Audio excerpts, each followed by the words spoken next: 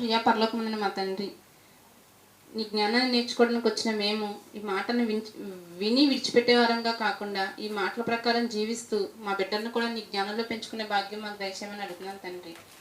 మాటలను మేము పాటించాలంటే ముందు హృదయంలోకి నిన్ను ఆహ్వానించాలి తండ్రి. నిన్ను ఆహ్వానించి నీ చిత్త ప్రకారం జీవించడానికి నీ కృప ఎల్లప్పుడూ మాకు దయచేయమని క్రీస్తు వారి నామంలో ఈ ప్రార్థన నీకు సమర్పించుకుంటున్నాను పరమ తండ్రి. ఆమేన్. ఏమంటే మనం పొద్దున 5వ అధ్యాయం చెప్పుకున్నామండి. షేతు పరిశుద్ధంగా జీవించిన షేతు నుంచి ఆదాము యొక్క వంశావళిని దేవుడు కంటిన్యూ చేసుకుంటూ వచ్చి నోవాహు దగ్గరకు వచ్చేసరికి మనం ఆగాం. నోవాహు దగ్గర దేవుడిచ్చిన కష్టానికి నెమ్మది అనేది దేవుడు కలుగ చేస్తాడు అని అతని తండ్రి లెమెకు అతనికి నోవాహు అని పేరు పెట్టడం అనేది చూసాం మనం. నోవాహు అంటే నెమ్మది కలుగు చేసేవాడు నోవాహుగా చూసుకున్నాం. 6వ అధ్యాయం స్టార్టింగ్ నుంచి చూసుకున్నాం అండి. నరులు భూమి మీద విస్తరింపనారంభించిన తరువాత కుమార్తెలు వారికి పుట్టినప్పుడు దేవుని కుమారులు నరుల కుమార్తెలు చక్కని వారని చూచి వారందరిలో తమకు మనసుకు వచ్చిన స్త్రీలను వివాహము చేసుకొనిరి. నరులు భూమి మీద విస్తరింపనారంభించిన తరువాత దేవుడు ఆదామును చేసినప్పుడు ఏం చెప్పారంటే, మీరు విస్తరించి భూమిని నిండించండి, భూమి మీద ఉన్న సమస్తాన్ని లోపరుచుకోనండి, వాటిని ఏలండి అని దేవుడు చెప్పడం జరిగిందండి. కానీ నరులు భూమి మీద విస్తరింపనారంభించిన తరువాత, విస్తరించడం స్టార్ట్ అయిన తరువాత కుమార్తెలు వారికి పుట్టినప్పుడు దేవుని కుమారులు నరుల కుమార్తెలు చక్కని వారని చూచి వారిలో తమకు మనసుకు వచ్చిన స్త్రీలను వివాహము చేసుకొనిరి. మనం అందరం ఎవరమండి? దేవుని కుమారులు. ఇందులో స్త్రీలు ఉన్నారు, పురుషులు ఉన్నారు. దేవుని చిత్తానుసారంగా దేవునికి నచ్చినట్టుగా బ్రతికిన వారు దేవుని కుమారులు.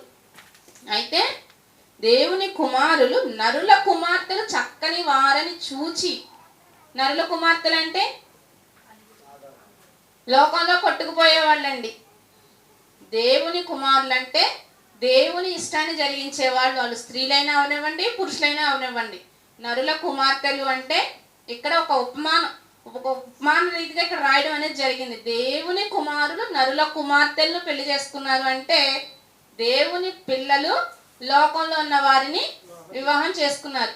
దేవుని పిల్లలు స్త్రీలైతే పురుషుల్ని, అదే దేవుని పిల్లలు పురుషులైతే లోకంలో ఉన్న స్త్రీలని వివాహం చేసుకున్నారు. అర్థమైందండి?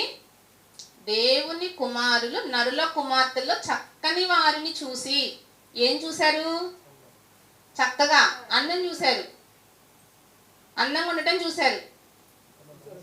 దేవుని పిల్లలంటే ఎవరండి? చక్కగా దేవుని ఇష్టాన్ని జరిగించేవాళ్ళు. దేవుని ఇష్టాన్ని జరిగించేవాళ్ళు దేవుని ఇష్టాన్ని జరిగించే వారిని పెళ్లి చేసుకోవచ్చు కదా. కానీ అక్కడ వాళ్ళు దేనికి ఆకర్షితులయ్యారు?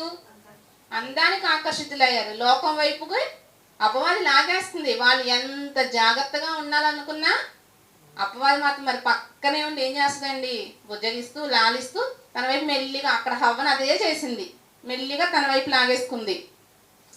చక్కగా భూమి మీద విస్తరిస్తున్నారులే అనుకునేసరికి వీళ్ళు ఏమవుతున్నారు? మళ్ళీ దేవునికి దూరం అవడానికి లోకంలోకి వెళ్ళిపోతున్నారండి. మనసుకు వచ్చిన స్త్రీలను వివాహం చేసుకొనిరి. అప్పుడు యెహోవా 3వ వచనం అండి, నా ఆత్మ నరులతో ఎల్లప్పుడూ వాదించదు. ఎల్లప్పుడూ నరులతో నా ఆత్మ వాదించదు అంటే అస్తమానం పాపం దేవుడు వాళ్ళ దగ్గరకు వచ్చి అలా కాదయ్యా, ఇలా ఉండండి, ఇలా ఉండండి. కయ్యను దగ్గరకు వచ్చి ఎన్నిసార్లు అండి?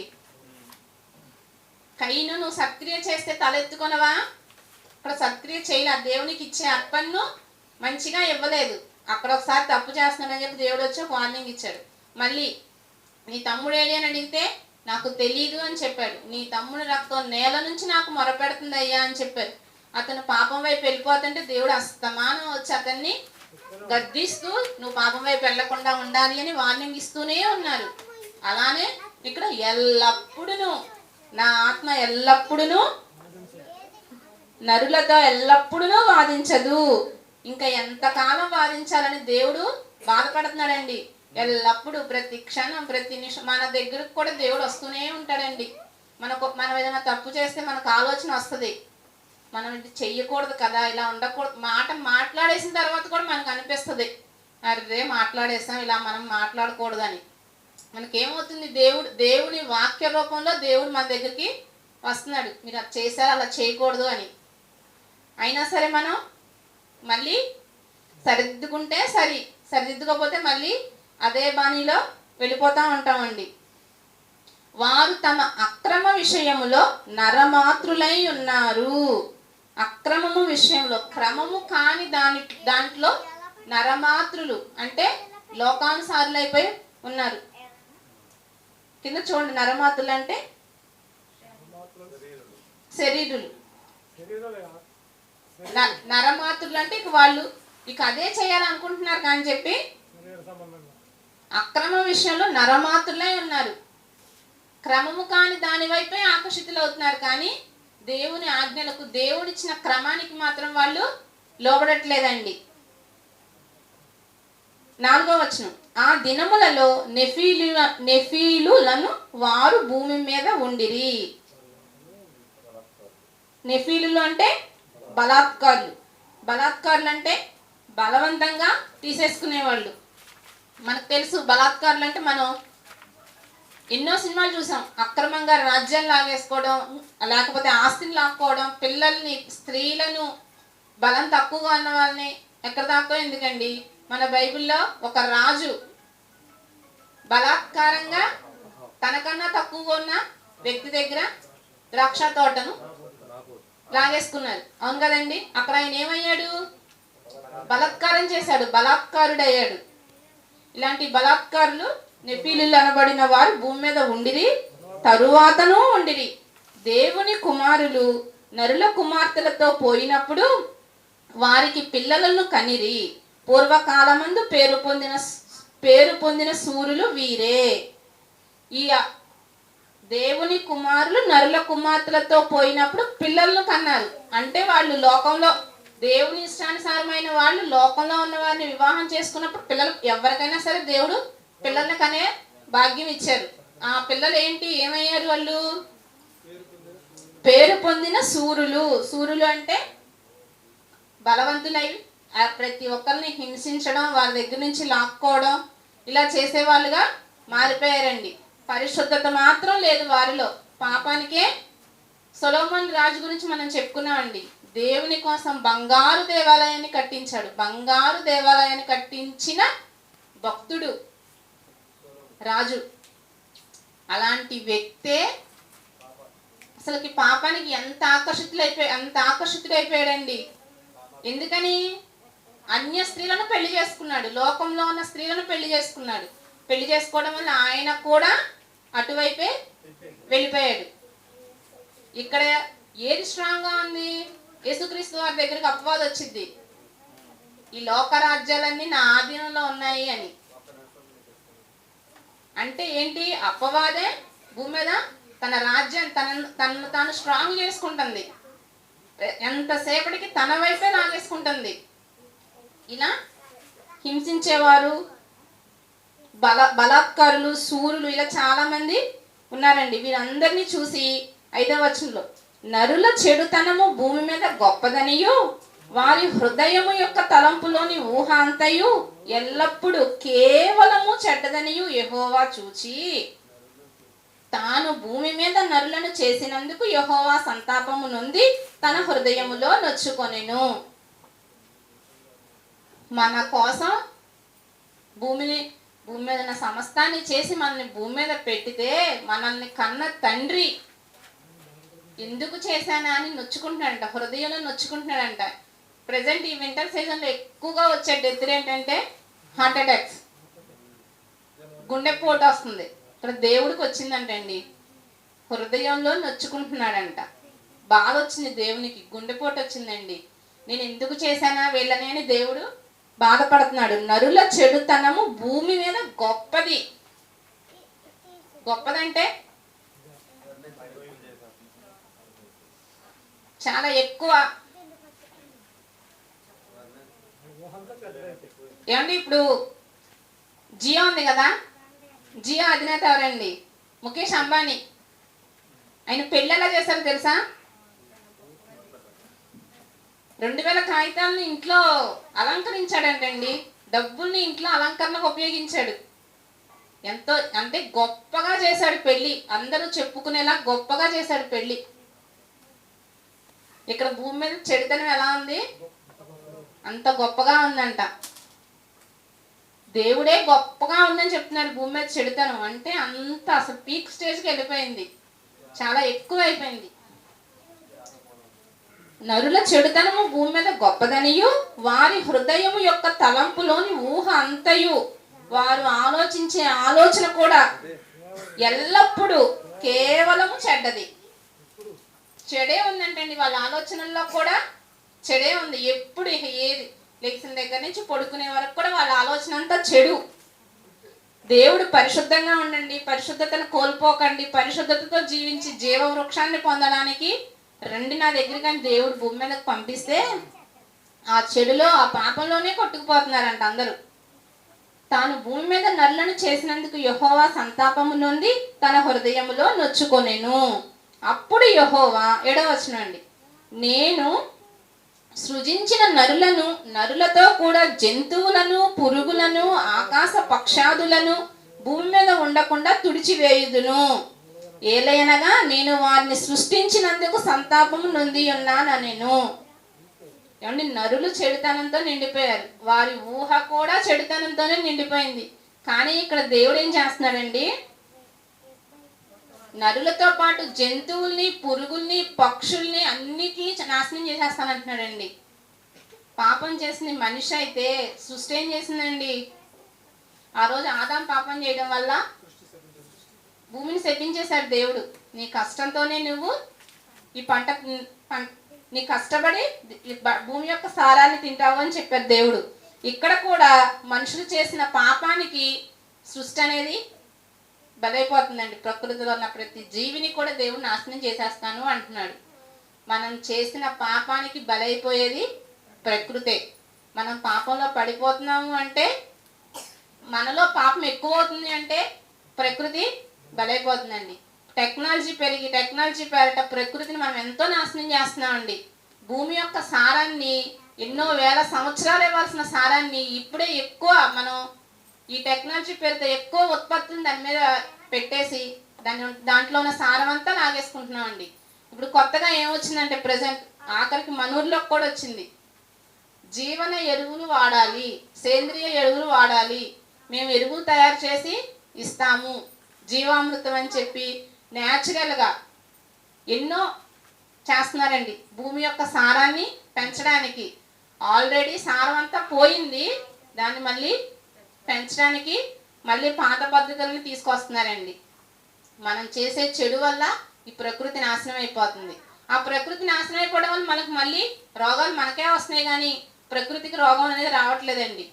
కానీ ప్రకృతిని చేసినందుకు, దేవుడు మన కోసం చేసినందుకు, మన కోసమే దాన్ని కూడా నాశనం చేసేస్తున్నారు. 8వ వచనం, అయితే నోవాహు యెహోవా దృష్టి యందు కృప పొందిన వాడాయను. నోవాహు యెహోవా దృష్టి యందు నోవాహు ఒక్కడే కృప పొందిన వాడుగా కనిపిస్తున్నాడు ఇక్కడ. 9వ వచనం, నోవాహు వంశావళి ఇదే, నోవాహు నీతిపరుడును తన తరములో నిందారహితుడునై ఉండెను. నోవాహు దేవునితో కూడా నడిచినవాడు. తన తరములో నిందారహితుడుగా ఉన్నాడంటండి నోవాహు.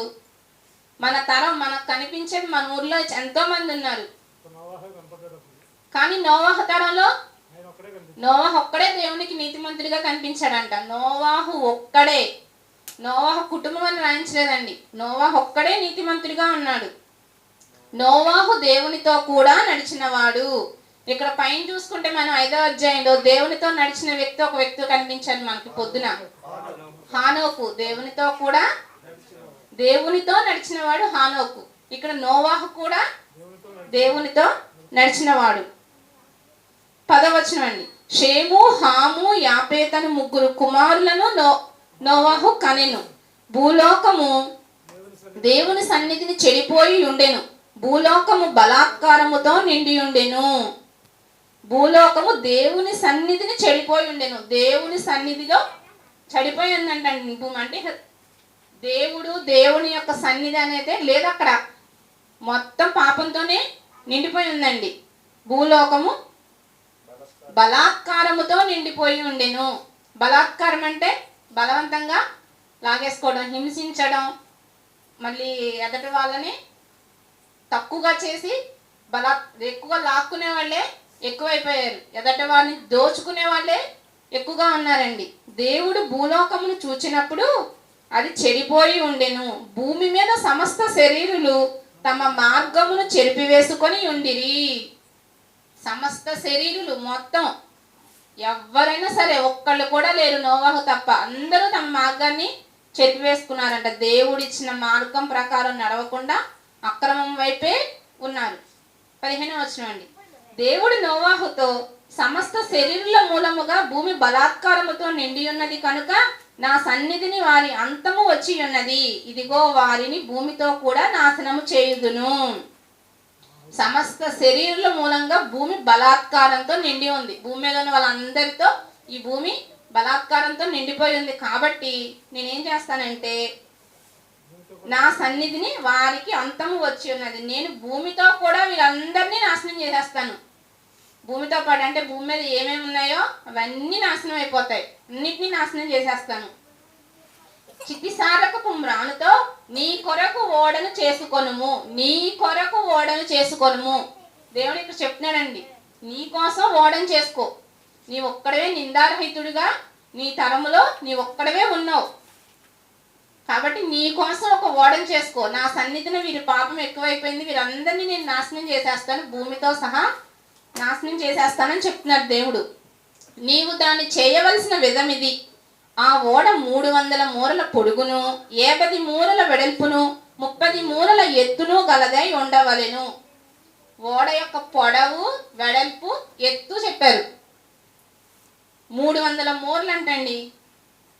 ఒకసారి ఆలోచించండి. 300 మూరల వెడల్పు, పొడవు, 50 మూరల వెడల్పు, 30 మూరల ఎత్తు. ఆ ఓడకు కిటికీ చేసి పైనుండి మూరెడు క్రిందికి దాన్ని ముగించవలెను. ఓడ తలుపు దాని ప్రక్కన ఉంచవలెను. క్రింది అంతస్తు, 2వ అంతస్తు, 3వ అంతస్తు గలదిగా దాన్ని చేయవలెను. 3 అంతస్తులతో ఓడ కట్టమన్నారు. పొడవు, వెడల్పు, ఎత్తు కొలతలు ఇచ్చారు, ప్లానింగ్ ఇచ్చారు. కిటికీ పెట్టాలి, మూరెడు కిందకు ఉండాలి కిటికీ, కిటికీ పక్కన తలుపు ఉండాలి. ప్లాన్ ఇచ్చాడండి దేవుడు. ఓడకి ప్లాన్, ఇంజనీర్ అక్కడ దేవుడు. మొట్టమొదటిగా నిర్మింపబడిన ఓడ దేవుడిచ్చిన కొలతలతో నోవహు చేశాడు. చిత్తిసారకపు మ్రాను, నాకైతే ఆ మ్రాను ఏంటో తెలీదు. చిత్తిసారకపు మ్రాను అంటే జలప్రళయం వస్తుంది, నీటితో నేను భూమి మొత్తాన్ని నాశనం చేస్తాను. ఆ వచ్చిన వర్షపు నీటికి కానీ గాలికి కానీ ఆ చేసిన పడవ ఏమవ్వకూడదు, పాడవ్వకూడదు, మునిగిపోకూడదు, అలానే అది బద్దలు అవ్వకూడదు. చిత్తి సారకపు మ్రాను, మంచి సారం కలిగిన కర్ర అయి ఉండొచ్చు, చాలా గట్టిగా ఉండొచ్చు. అలాంటి కర్రతో కొలతలతో దేవుడు ఓడ చేయడానికి నోవహుకి ఆజ్ఞ ఇవ్వడం అనేది జరిగింది. 17వ వచనం అండి. ఇదిగో నేనే జీవవాయువు గల సమస్త శరీరులను ఆకాశము క్రింద నుండకుండా నాశనం చేయుటకు భూమి మీదకి జల ప్రవాహమును రప్పించుచున్నాను.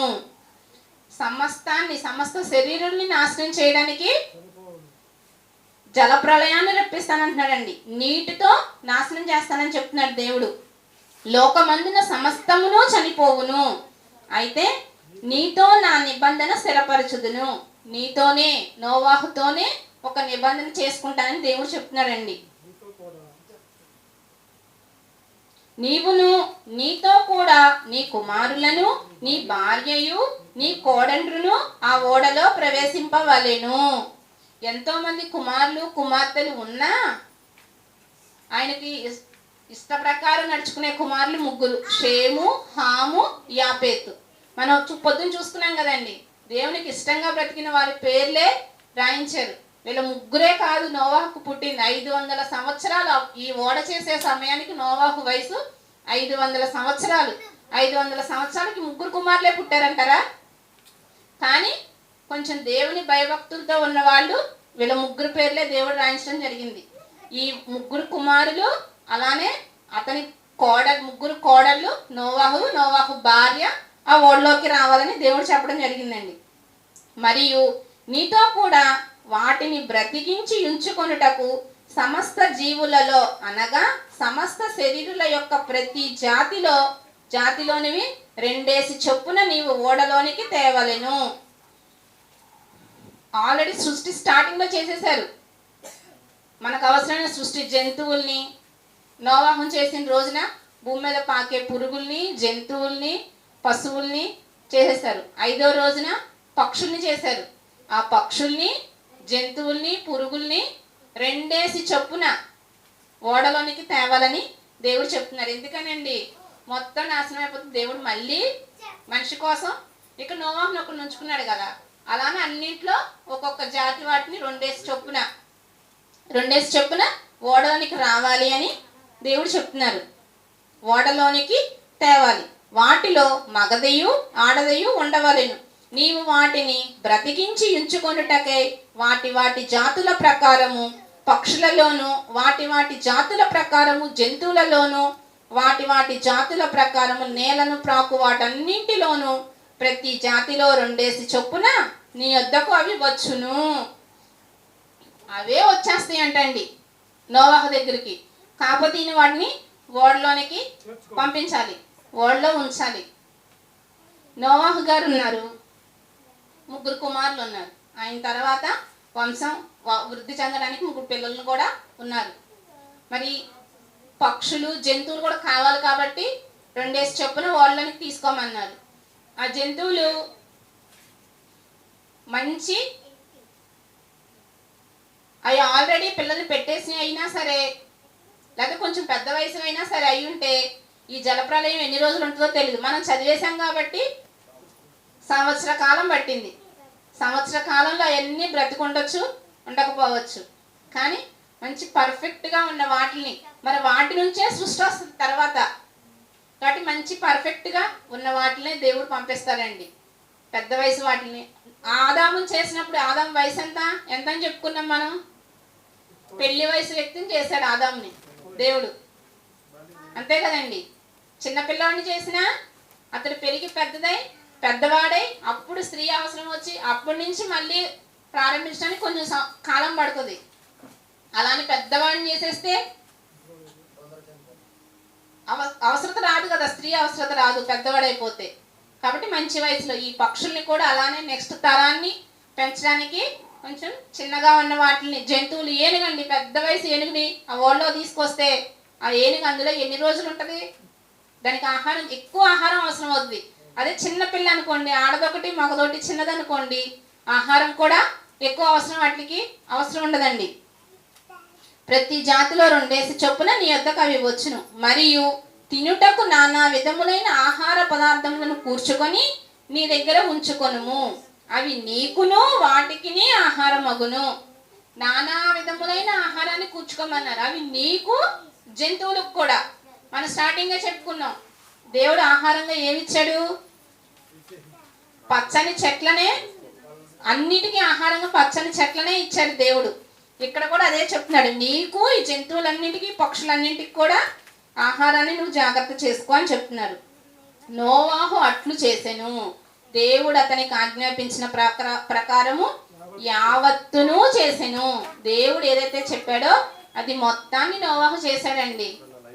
500 మూరల పొడవు, 50 మూరల వెడల్పు, 30 మూరల ఎత్తు. ఈ కొలతలతో ఓడ చేస్తే ఆ జంతువులన్నీ పట్టేస్తాయండి ఓడలో. 500 మూరలు అంటే మనం లెక్కేసి 500 మూరలు అంటే అందులో మళ్ళీ 3 అంతస్తులు. ఏనుగు ఎంత ఎత్తు ఉంటుందండి? ఈ ఏనుగు బరువు ఆ ఓడలో ఉండాలండి. జిరాఫీ ఎంత హైట్ ఉంటుంది? అవును కదండి. దేవుని కొలతలతో ఇవ్వడం అనేది జరిగిందండి. మంచి ప్లాన్ ఇచ్చి దేవుడు అక్కడ ఓడను నిర్మింపజేశాడు. ఆ ఓడలోనికి సమస్త జీవుల్ని పంపించి వాటికి ఆహారం ఉంచి జలప్రళయాన్ని తీసుకువస్తాను, నీవు ఓడలోకి వెళ్ళి నీ కుటుంబాన్ని కూడా తీసుకువెళ్ళు అని దేవుడు చెప్పడం జరిగిందండి. నోవాహు నెమ్మది కలుగ చేస్తాడని నోవాహు అని పేరు పెట్టారు. కానీ ఆ నోవాహు కాలంలో నోవాహు తప్ప ఎవ్వరూ కూడా భూమి మీద నీతిమంతులు లేరండి. నోవాహు ఒక్కడే నీతిమంతుడండి. ఈ మనుషులందరూ చేసిన పాపం వలన దేవుడు సృష్టి అంతటిని, భూమి అంతటిని నాశనం చేసేసాడండి. మనుషుల కోసం చేసిన భూమిని మనుషులు చేసిన పాపాల వల్ల నాశనం అనేది చేయడం జరిగిందండి. మనల్ని ఈ ప్రకృతి మొత్తాన్ని ఏలండి అని ఆ రోజు ఆదాముని భూమి మీదకి పంపిస్తే దాన్ని జాగ్రత్తగా చూసుకోవాల్సిన మనిషే పాపానికి బానిసైపోయి తన వల్ల ప్రకృతికి కూడా నష్టాన్ని తీసుకొచ్చాడండి. అలా నష్టాన్ని తీసుకొచ్చేవారుగా మనం ఉండకూడదండి. మన వల్ల ప్రకృతి నష్టపోకుండా ఉండాలంటే మనం పరిశుద్ధత కలిగి జీవించాలి. మనం ఆదికాండం చదువుతుంటే ఏదో దేవుడు చేసిన సృష్టి క్రమము తెలుసుకుంటున్నాం అని అనుకుంటున్నాం, కానీ పరిశుద్ధతకు దేవుడు ఎంత విలువిస్తున్నాడో మనం వివరించుకుంటూ వస్తే తెలుస్తుంది కదండి. పరిశుద్ధంగా ఉంటేనే దేవునికి ఇష్టం. ఆ పరిశుద్ధంగా ఉండే వారినే దేవుడు రాయించుకున్నాడు. పాపంలో ఉన్న వారిని రాయించి ఇలా ఉండకండి, ఇలా ఉంటే ఇదిగో నేను ఆదాము వంశావళిలో వాళ్ళని పెట్టలేదు, కాబట్టి మీరు కూడా పరిశుద్ధంగా జీవిస్తే మీ వంశావళులు కూడా చక్కగా ముందుకెళ్తూ ఉంటాయి. అదే మీరు పాపంలో ఉండిపోయారనుకోండి, మీ వంశావళిని ఎక్కడో మర్చిపోతాం. మనుషులందరూ కోరుకునేది ఏంటండి? మన తరం ముందుకెళ్ళాలనేగా. మగపిల్లవాడు కావాలని కోరుకునేది ఎందుకు? తరం ముందుకెళ్ళాలి అని. అవును కదండి. అక్కడ రూతు సందర్భంలో చూసుకుంటే అక్కడ ఆ తరం ఎవరి ద్వారా ముందుకెళ్ళింది?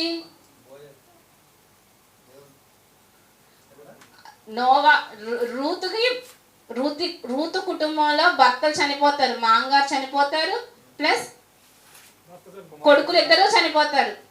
కానీ యేసుక్రీస్తు వంశావళిలో రూతు ఉంటది. ఎలా ఉంటది? తన పరిశుద్ధత వల్లనే ఆవిడ బోయాస్ దగ్గరికి వెళ్ళింది. లేకపోతే తన తోటికోడల వల్లే వెళ్ళిపోయింది అనుకోండి, వంశావళిలో రూతు గారి పేరు ఉండేది కాదు. మాకు అబ్బాయిలు లేరు, అమ్మాయిలు ఉన్నారన్నా వాళ్ళ నుంచి వాళ్ళు పరిశుద్ధంగా జీవిస్తే వాళ్ళ నుంచి మంచి తరం వస్తుంది. దేవుడు కోరుకునేది పరిశుద్ధంగా జీవించే తరం కావాలి. స్త్రీ అని కాదు, పురుషుడని కాదు. అలాంటి తరాన్ని దేవుడు మెచ్చుకుంటాడు, ఇష్టంగా అందరికీ చెప్పుకుంటాడు. అలా మనం పాపం వైపు ఆకర్షితులు అవ్వకుండా పరిశుద్ధతతో జీవిస్తూ మన పిల్లల్ని కూడా పరిశుద్ధంగా జీవించేలా చేసుకున్నాం అనుకోండి, దేవుడున్న మహాలోకానికి చేరతామండి. మన పోరాటం అదే. దానికోసం లేచిన దగ్గర నుంచి పడుకునే వరకు కూడా మగవాళ్ళకైతే సంపాదించుకొచ్చి ఇంట్లో వాళ్ళని పోషించాలి, పెంచాలనే ఆలోచన ఉంటుందండి. ఆడవాళ్ళకి ఏం ఆలోచన ఉంటుందండి? లేసామా, వండామా, పెట్టామా, తిన్నామా, పడుకున్నామా, పరిశుద్ధంగా జీవించామన్న ఆలోచన మనకన్నా ఉండాలి కదండి. ఎంతసేపటికి అత్తగారు ఏదో అంది, తోడుకోడలు ఏదో అంది, పిల్లలాగా అంది, మా ఆయన ఇలాగ అన్నాడు, ఈ ఆలోచించుకుంటా చేసే పని కన్నా ఇవి ఎక్కువైపోతున్నాయి మైండ్లో. వీటితోనే కొట్టుకుపోతున్నామండి. కృష్ణ చెప్పిన మాటని ఇంటికి వెళ్ళినా కూడా రాసుకొని ఎవరు కనిపించేలా పెట్టుకోవాలి అని అనుకుంటున్నా నేను. నోటిని అదుపులో ఉంచుకోలేకపోతున్నామండి. అసలు మన ఈగో హట్ అయితే మాత్రం సాటిస్ఫై చేసుకోలేకపోతున్నాం. ఎదురు పెట్టుకొని మంత్రాలు జపిస్తారు చూసారా? తెలియదండి. అన్యులండి వాళ్ళ భక్తి ఎలా చేస్తారో తెలుసా? అటు నడుచుకుంటూ ఇటు నడుచుకుంటూ లిస్ట్ ఉంటుంది, అవి జపించుకుంటూ పని చేసుకుంటారు. మాట్లాడరు. బొట్టు పెడతానికి వెళ్ళినా కూడా ఆ మంత్రాలు వస్తానే ఉంటాయి, బొట్టు పెట్టించేసుకుంటారు అంతే. చేతులతో చేసే పని చేతులతో. నాకు 2-3 సార్లు అనుభవం అండి. నేను వెళ్ళడమే తక్కువ, అలాంటి వాళ్ళు ఉన్నారు. అంతెందుకండి, నేను కూడా అన్యుల్లో నుంచే వచ్చాను. అన్య జనాంగంలో హైందవ కుటుంబం నుంచే వచ్చాను. ప్రతిరోజు పిల్లలు లేచి ఇంట్లోంచి బయటికి వెళ్ళేటప్పుడు కంపల్సరీగా లోపలికి తీసుకువెళ్ళి నమస్కారం, దైవ నమస్కారం చేపించే బయటికి పంపిస్తారు. ప్రతి ఒక్కరికి ఉంది అలవాటు. మరి మనం మన పిల్లల్ని ఇంట్లోంచి బయటికి పంపించేటప్పుడు ఒక్క ప్రార్థన చేసుకొని వెళ్ళండి చెబుతున్నామా? పోనీ మనం వాళ్ళతో పాటు ఉండి చేస్తున్నామా? చేసేవాళ్ళు ఉన్నారు, చేయని వాళ్ళు ఉన్నారు. అది మనం అలవాటుగా ఎందుకు మార్చుకోకూడదు? ఎంత టైం అన్నా అయిపోనండి, హడావుడిగా గబా గబా లోపలికి ఓ దండం పెట్టుకుని వచ్చేసే అంటారు. ఎందుకని? దేవుని సపోర్ట్ ఉండాలి. బయటికి వెళ్తున్నామంటే దేవుని సపోర్ట్ ఉండాలి. మనం కూడా అలాంటి సపోర్ట్ని మన పిల్లలకి చిన్నప్పటి నుంచి నేర్పించాలండి. ఎంతో వయసు అయిపోతుంది, రోజులు గడిచిపోతుంది, మన వయసు అయిపోతుంది, మన పిల్లలు కూడా మనతో పాటు పెరిగిపోతున్నారు, వాళ్ళ వయసు కూడా పెరిగిపోతుందండి. కాబట్టి పాపానికి కాకుండా పరిశుద్ధతకు ఆకర్షితులంగా మనం బ్రతకాలి. అలా బ్రతికితే ఆ రోజు ఏదైనా తోటలో వాళ్ళు బయటకు వచ్చే పని ఉండేది కాదు. కయ్యను చంపడం వల్ల ఆ దేశం నుంచి బయటికి వెళ్ళే అవకాశం కయ్యనికి వచ్చేది కాదు. ఈ భూమి అంతా పాపంతో బలాత్కారంతో నిండిపోవడం వల్లే జలప్రలయం రావడం జరిగిందండి. జలప్రలయం వచ్చి భూమి మొత్తం కొట్టుకుపోయే అవకాశం కూడా ఉండేది కాదండి. చేసినందుకు దేవుడు బాధపడుతున్నాడంట. నాకు పిల్లలు కావాలి ముచ్చటగా 6 రోజులు ప్రకృతి మొత్తాన్ని చేసి 6వ రోజు మనిషిని చేసుకున్నాడు. మనం కూడా అంతే కదండి. మనకున్న తర్వాత తరాన్ని అభివృద్ధి చేసుకోవడం కోసం చక్కగా ఇల్లు కడతాం, వాళ్ళకి అవసరమైన ఆస్తులు ఇస్తాం, వసతులు ఇస్తాం, అప్పుడు పెళ్లి చేస్తాం. వచ్చిన వాళ్ళ ఇంట్లో ఉండడానికి ఒక మహా రాజ్యాన్నే వాళ్ళకి ఇస్తామండి. దేవుడు కూడా అదే చేశాడు మన కోసం. కానీ మనం మన ఇష్టానుసారంగా మన నోటి మాటను అదుపులో ఉంచుకోకుండా పాప ప్రపంచమే ఉంది, దానివల్లనే ఈ లోకం మొత్తానికి నాశనం అనేది వస్తుందండి. నాలుక వల్లే ఈ ప్రకృతికి చిచ్చు పెడుతుందంట. అంతే కదా? పాపం పెరిగితే ఏమవుతుంది? ప్రకృతి నాశనం అయిపోతుంది. పాపాన్ని మన వంతు మనం తగ్గించుకునే వరంగా ఉండాలండి. దేవుని మాటలను మన హృదయంలో ఉంచుకొని జాగ్రత్తగా జీవించాలండి. ప్రార్థన చేసుకుందాం. ప్రియ పరలోకమందున మా తండ్రి, నీవు నాకు ఇచ్చిన జ్ఞానాన్ని బట్టి ఈ 6వ అధ్యాయాన్ని పిల్లలకు వివరించాను నాయన. మమ్మల్ని మేము మార్చుకుంటూ లోకానికి మేము మాదిరిగా కనపరుచుకుంటూ నీలో ఎదిగే భాగ్యం మా అందరికీ దయచేయమని అడుగుతున్నాను తండ్రి. నువ్వు ఉన్న నిత్య రాజ్యానికి మేము చేరాలంటే మమ్మల్ని మేము తగ్గింపు స్వభావం కలిగి పరిశుద్ధత ఎక్కువగా ఉండటానికి సహాయం దయచేయండి ఆయన. అటు విధంగా ఉండాలంటే వాక్యానికి ఎక్కువ విలువ ఇవ్వాలి తండ్రి. వాక్యానికి విలువనిచ్చి అపవాదిని మా దగ్గరకు రానివ్వకుండా ఉండటానికి తగు జాగ్రత్తలు తీసుకునే భాగ్యం మాకు తోడుగా ఉండి సహాయం చేయమని, మా బిడ్డలను నీ జ్ఞానంలో పెంచుకునేటట్టుగా కూడా చేయమని, ఇక్కడున్న మాకు ఏమైనా అవసరతలు ఉంటే నీ చిత్తమైతే వాటిని తీర్చమని క్రీస్తు వారి నామంలో ఈ ప్రార్థనకి సమర్పించుకుంటున్నాను పరమ తండ్రి. ఆమేన్.